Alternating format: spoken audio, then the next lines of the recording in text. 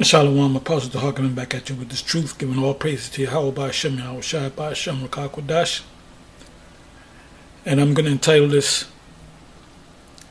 video, I was going to say argument, because everything is an argument.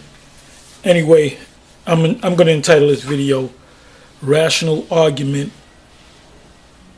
or Rational Arguments versus Emotional Arguments. Now, what I put in rational arguments versus, and then emotional came up. And I don't know if I heard this on a radio talk show or something. I don't know how to, I don't remember how it came to me, but I said I'm going to do a video on this. And what I did was, well, first of all, I went to, you know, when you come into the crib, the first thing you do is you put on your PC and see what videos popped up, and you know, just you kind of browse around the web on the brothers putting up videos, the few brothers that putting up videos, and at the end of the day, it's the same brothers that I see all the time. I'm not going to name any names. For as many I don't know, hundreds of brothers in GMS. There's only a small handful that always pop up and put up videos. You know, I don't know what the problem is with the rest of you guys, and I'm not pointing any fingers. You know, I'm just saying what I see. You know, you should be in the spirit, especially in the last days, of putting up at least one video a day. My thing was put 3 videos up per week. It should be once a day or even more, because we're in the end right now. Anyway, when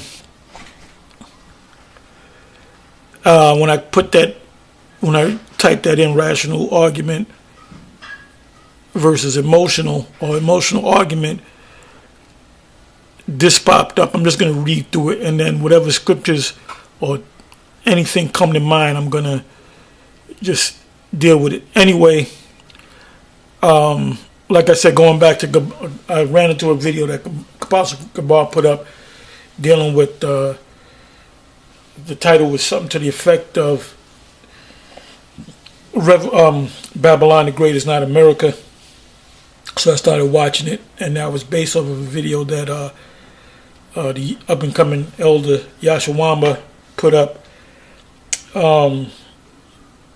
And I guess, I don't know if he was saying or somebody on the comment board said it, but I didn't watch the whole video. But anyway, Esau is basically saying that Babylon the Great is not America.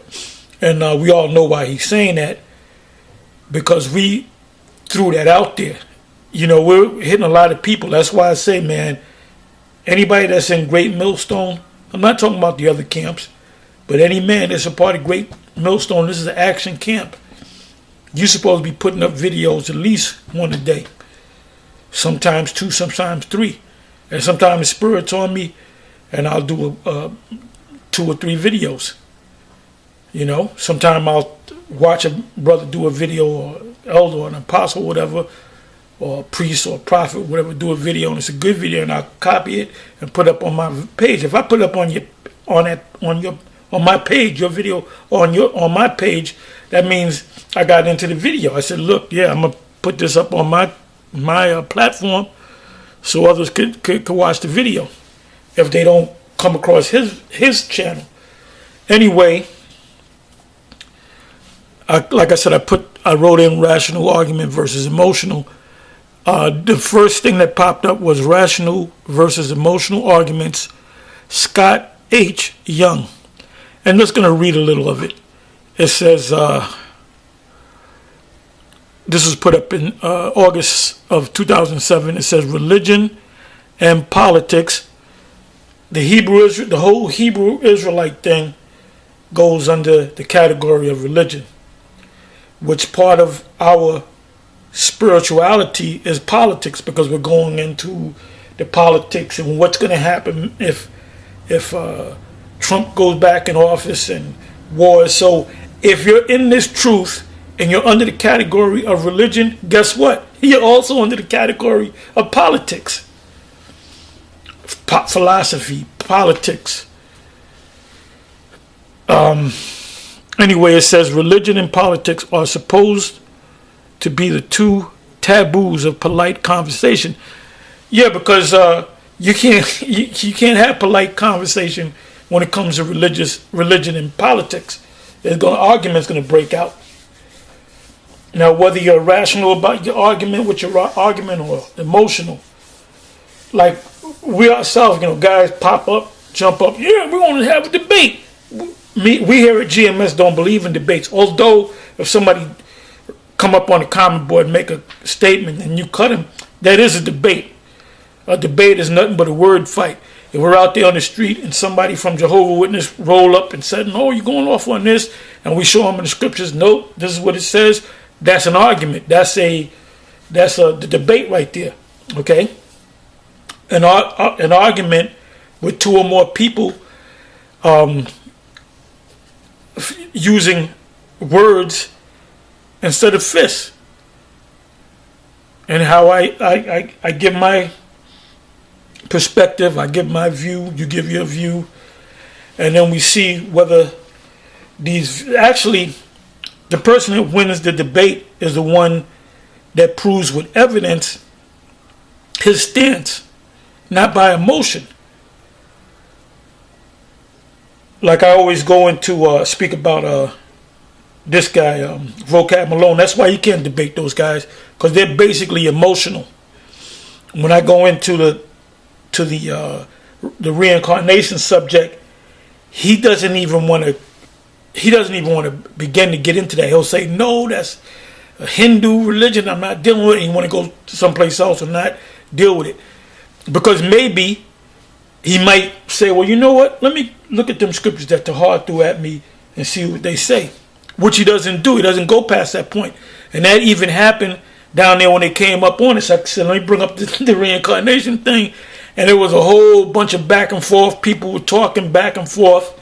So nothing really came of it, There's the argument of whether our Lord had a biological father or not. Well, their stance was based upon emotions, or based upon what their teachers over them taught them, not based upon the scriptures. Because if you use logic, which comes under rationalism deals with evidence, facts, evidence and facts.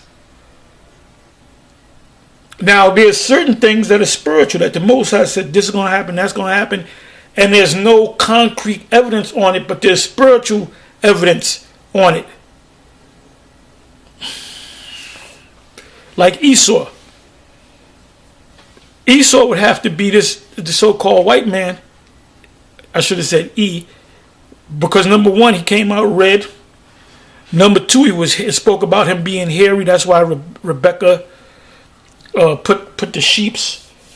She made the goat's hair, and that was the same goat that she used. She killed the goat, prepared the meal for Esau. I'm sorry, for Jacob. I'm sorry for Isaac. So he was eating goat meat. So she had the goat, and she took the hair off the goat and put it. It shows you that we can eat goat. And put it over his arms and I think around his neck, because Isaac was blind and he couldn't see. He probably saw dimly. He probably saw, but he's going blind. Anyway, he said the voice. It says that the voice. He was like suspect. He said, "Wait a minute, how the hell did Esau go out and get that venison so quick and cook it?" So he's like questioning, Jacob. And Jacob's mother, Rebecca, told him, if he says this, say that. If he does this, do this. Oh, by the way, let me take that goat hair and put it on you because Esau is hairy. So they were both grown men. So he said, you say that you're Esau, but the voice is Jacob's. We have a different voice tone of voice. You know, you can walk down the street around the corner, you hear two people talking, you already know it's two Jakes or two Edomites. Now, sometimes you got Jake that perfect the art of talking like an Edomite. And then he said, "Come, let me hug you." And he smelled him. He said, "You smell like the field." And he noticed that he touched the neck and the arms and said, "Yeah, this is Esau, because his arms were hairy. He was super hairy. He, like as High Priest Ariel would say, he was hairy." And then the fact that he was red. Esau, in the word Edom, he was called Esau, which means wasted away. Wasted away is he. And he was also called Edom because of the red pottage. But he was red himself. Really, he was pale. And the blood shows through his translucent skin. So when you take all those facts and put it, and then you go to Obadiah. It said that Esau is going to go up to the stars. You can read that on your own. So dealing with, just throwing all emotion to the side. Let's leave emotion home and let's deal with logic. With these few things that I brought out, that would have to point to, the so-called white man. That's logic. Now, if you're emotional because we might have called you an Edomite, well, you're going to get emotional because you're not going to say, yes, you're right. You're not going to say that you're an Edomite because you would have to admit that you're going into slavery. And why not just go into slavery right now? So that's the emotional side. So, dealing with Vocab Malone, dealing with the followers of Vocab Malone, they're all emotional. They do things based upon what somebody told them or what, the emotional side of them. Like a woman. Women are emotional. Women do things based upon emotion. They don't do things based upon the law. If a woman is with a man and they're married according to the law, biblical law, and he's not treating her right, emotionally she's going to go get another man. That's why there's a law of adultery, and adultery only happens when a man lays down with another man's wife, not when a man has a wife and has another woman. And then you Christians teach that that's adultery. That if a man married to a woman, lays with another woman, that's adultery. But why? Because you're appealing to your emotions. Christianity, for the most part, is emotional. It's emotional. It's not logical. The only ones that are apply logic and reason and rationale are the Christian scholars. The men that actually sit down and study and go to Israel and dig up stuff and figure this out and read that and go into the Hebrew and go into the Greek. That's being rational, not emotional. Like this guy E.J. Love. He's back on the scene with his emotional self. He's coming with nothing but his power. The force that he's coming with is the force of emotion. Now let me go back to the women. You had a big situation with IUIC. And you had the Joy Morgan incident where she was found to be murdered. And she's in the spiritual realm, so she's all right. You will see her again. All right? She's with the Most High. She's in the bosom of the Lord right now. She's taken care of. She wouldn't want to come back if the Lord told her you can come back. Well, I don't want to come back. The hell with that place. Anyway, you had people that left prior to that incident and people that left after the incident. So there was a lot of emotion. Let's deal with some of the guys or some of the men and women that left IUIC. And then we're going to deal with some of the people that left us. Let's deal with Gina Blue. Gina Blue, she left Well, she said she left. She said she left because she got tired of being cursed out by the men. And that was maybe one of the reasons. And that's the reason why we don't have women in our circle. You know, we have women that watch us when we doing the videos. They can watch the videos. But we ain't going to have no meetings where we have get-togethers and cookouts and have women there, because certain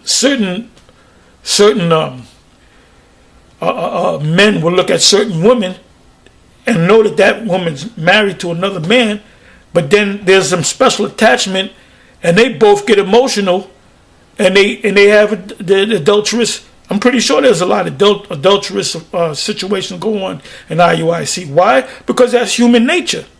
That's human nature, man. There's no way in hell if a brother bring his wife over and say, "Oh, I got to go somewhere, I might leave my wife." I said, "No, you take your wife, with you, you know."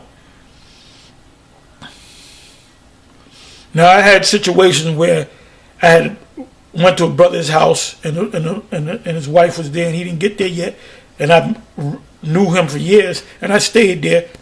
Nothing happened. I don't know what she was thinking, but nothing. I'm dealing with a particular thing that took years, happened years ago. In my mind, I said, ain't nothing gonna happen. And the brother wound up coming. That was it, man. You know. But you're a man with a weaker mind. You might just fall for that woman, and she might have feelings for you. Well, that's emotions, man, and that emotion could get your ass put to death.